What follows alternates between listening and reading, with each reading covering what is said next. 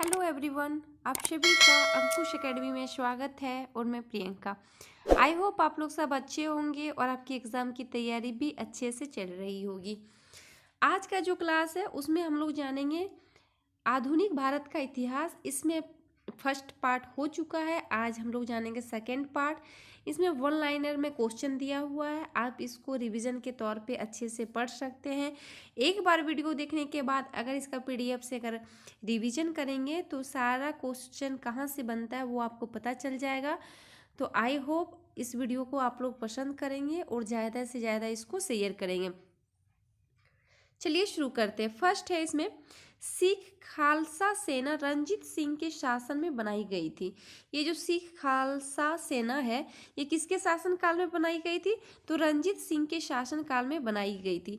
Next है Lord Dalhousie ने 1849 ईस्वी में पंजाब का विलय ब्रिटिश साम्राज्य में किया था।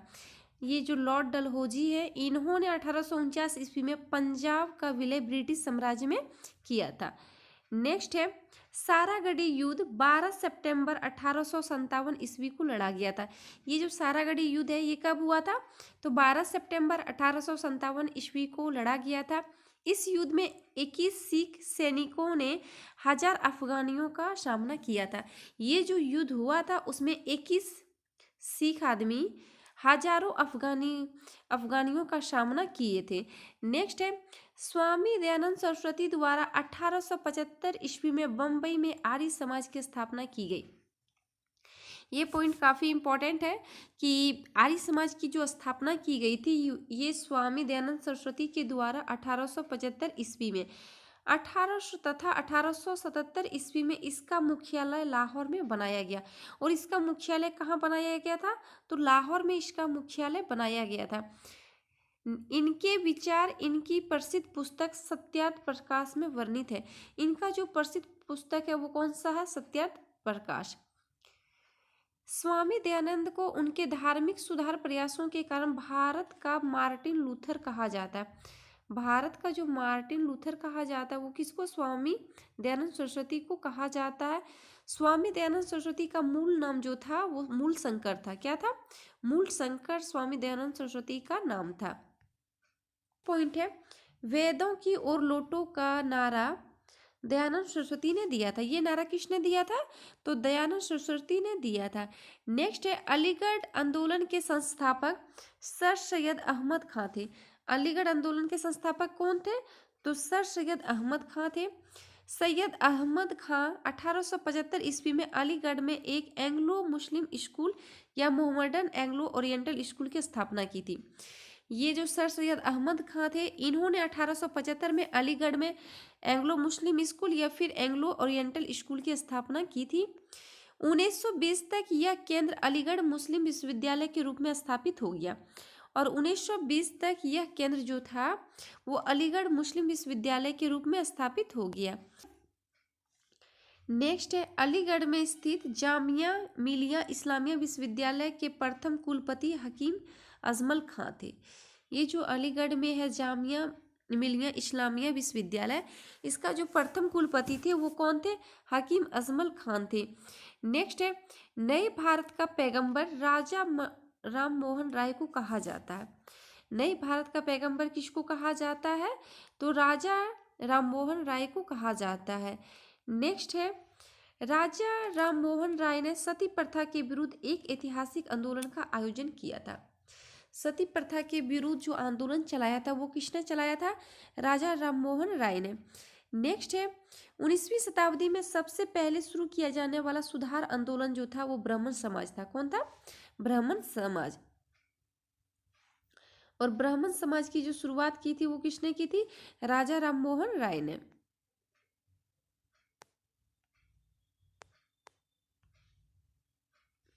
नेक्स्ट है राजा राम मोहन राय द्वारा पश्चिमी शिक्षा का श्री गणेश किया था। पश्चिमी शिक्षा का जो श्री गणेश शुरुआत किया गया था वो राजा राम मोहन राय के द्वारा किया गया। नेक्स्ट है रामकृष्ण मिशन की स्थापना स्वामी विवेकानंद ने 1857 ईस्वी में की गई थी। ये जो रामकृष्ण मिशन है इसकी स्थापना स्वामी विवेकानंद के द्वारा 1857 ईस्वी में की गई। और स्वामी विवेकानंद का जो वास्तविक नाम था वो क्या था? नरेंद्रनाथ दत्त। क्या था? नरेंद्रनाथ दत्त, ये स्वामी विवेकानंद का वास्तविक नाम था। नेक्स्ट है, सर्वोदय का आशय जो होता है वो होता है सबका उत्थान। क्या होता है? सबका उत्थान। नेक्स्ट है, बुनियादी शिक्षा का विचार महात्मा गांधी ने प्रस्तुत किया था। ये भी इम्पोर्टेंट पॉइंट है, इससे क्वेश्चन एग्जाम में बना है। बुनियादी शिक्षा का जो विचार सबसे पहले आया था वो प्रस्तुत किसने किया था? तो महात्मा गांधी ने किया था। नेक्स्ट है, वैवाही आंदोलन का मुख्य उद्देश्य था इस्लाम को परिशुद्ध करना था। नेक्स्ट पॉइंट है, वैवाही आंदोलन का मुख्य उद्देश्य इस्लाम को परिशुद्ध करना था। ये जो वैवाही आंदोलन था इसका मुख्य उद्देश्य क्या था? तो इस्लाम को परिशुद्ध करना था। नेक्स्ट है, शारदा अधिनियम। जो शारदा एक्ट है जो 1929 में, इसका जो संबंध है वो बाल विवाह से है। किससे? बाल विवाह से। नेक्स्ट है, 1835 ईस्वी में अंग्रेजों ने भारत में अंग्रेजी को शिक्षा का माध्यम बनाया। 1835 ईस्वी में अंग्रेजों ने भारत में अंग्रेजी को शिक्षा का माध्यम बनाया। नेक्स्ट है, चार्ल्स वुड आयोग सबसे पहले भारत में प्राथमिक एवं माध्यमिक शिक्षा पर ध्यान दिया। ये जो चार्ल्स वुड थे इन्होंने सबसे पहले भारत में प्राथमिक और माध्यमिक शिक्षा पर ध्यान दिया। नेक्स्ट है, केशव चंद्र सेन ने 1870 ईस्वी में भारतीय सुधार संघ की स्थापना की थी। भारतीय सुधार संघ की जो स्थापना की गई थी वो केशव चंद्र सेन के द्वारा 1870 ईस्वी में की गई।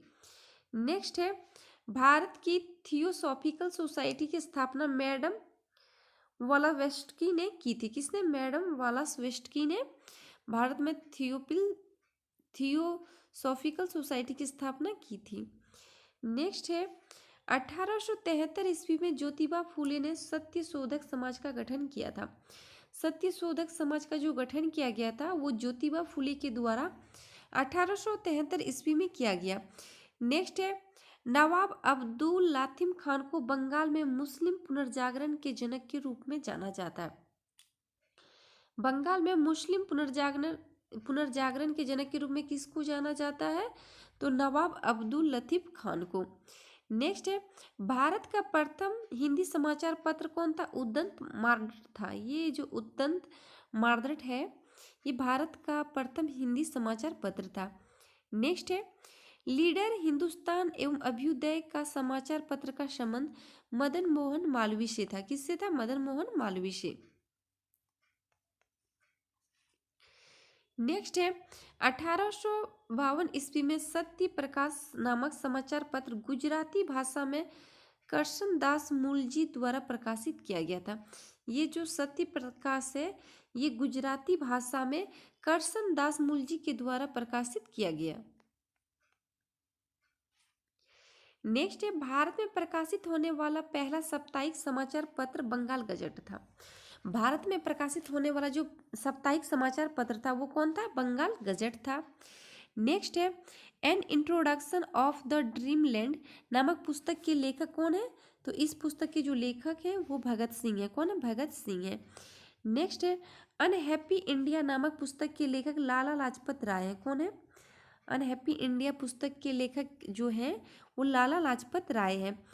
नेक्स्ट है, एक्सेस ऑन गीता नामक पुस्तक के लेखक अरबिंदो घोष हैं। इस पुस्तक के लेखक कौन है? अरबिंदो घोष हैं।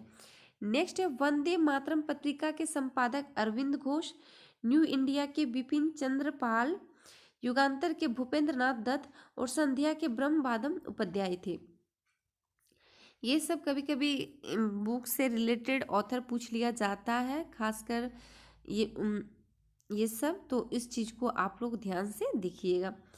नेक्स्ट है, आनंद मठ के रचयिता बंकिम चंद्र चटर्जी जी हैं। ये भी काफ़ी इंपॉर्टेंट पॉइंट है। आनंद मठ के जो रचयिता थे वो कौन थे? बंकिम चंद्र चटर्जी। आनंद मठ बंगाली देशभक्ति का बाइबिल कहा जाता है। ये जो आनंद मठ है ये बंगाली देशभक्ति का बाइबिल कहा जाता है।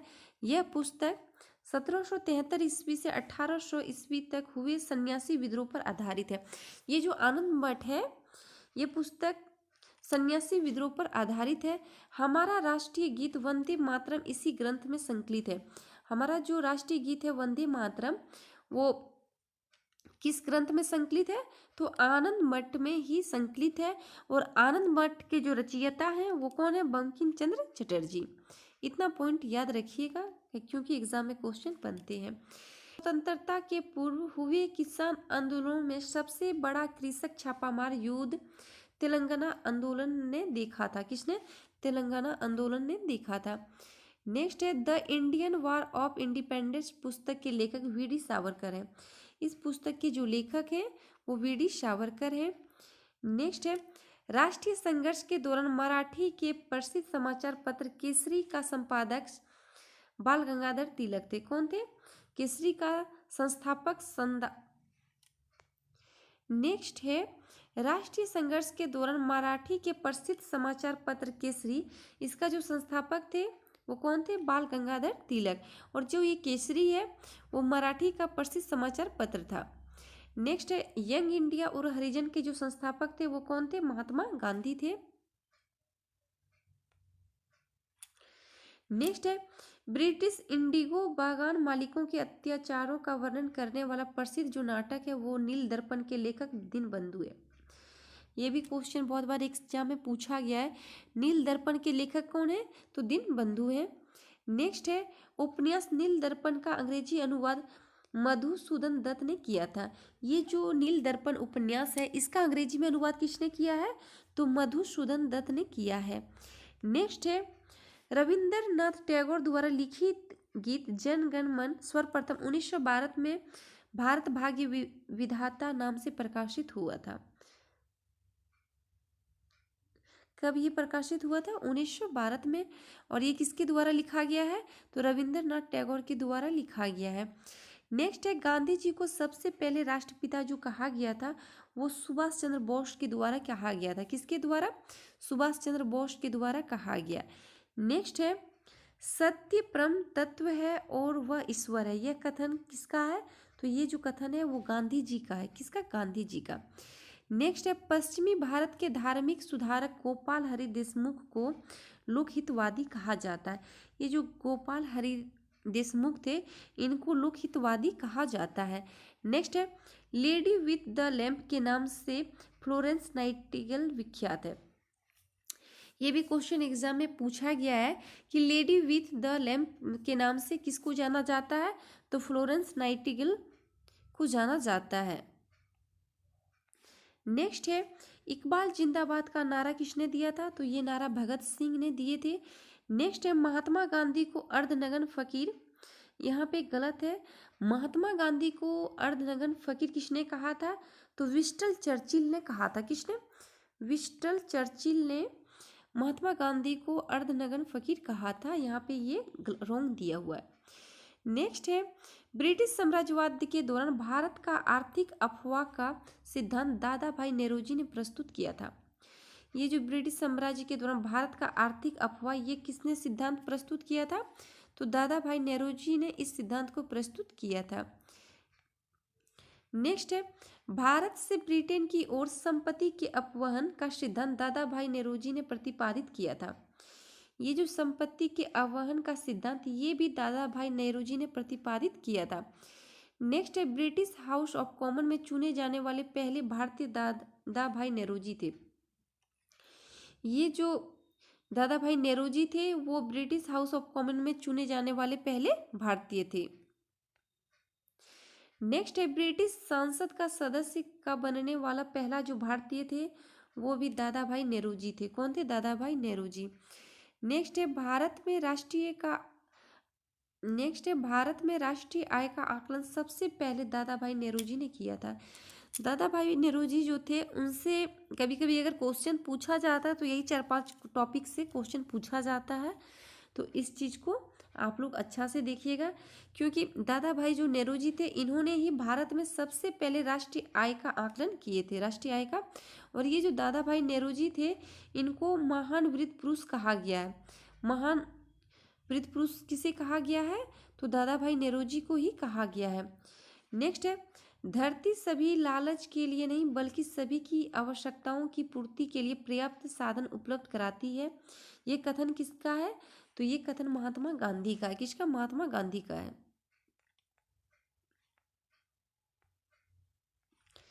नेक्स्ट है, सरोजनी नायडू को नाइटिंगेल ऑफ इंडिया का किताब महात्मा गांधी ने दिया था। ये जो नाइटिंगेल ऑफ इंडिया का किताब सरोजनी नायडू को किसने दिया था? तो महात्मा गांधी ने दिए थे।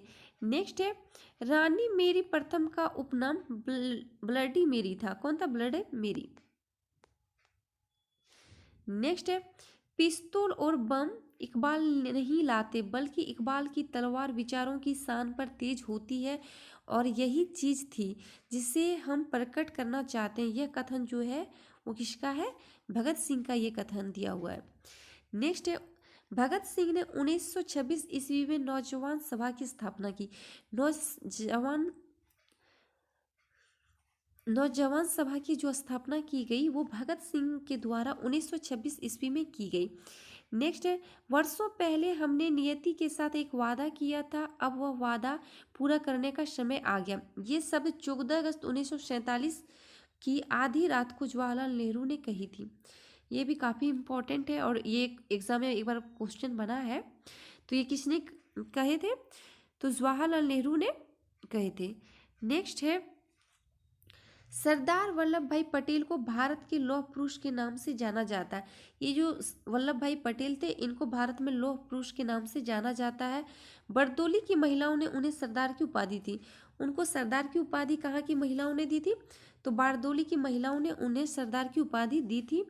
इन्हें भारतीय बिस्मार्क के रूप में जाना जाता है और सरदार वल्लभ भाई पटेल को भारतीय बिस्मार्क के रूप में भी जाना जाता है। नेक्स्ट है, अब्दुल गाफर खान को सीमांत गांधी के नाम से जाना जाता है।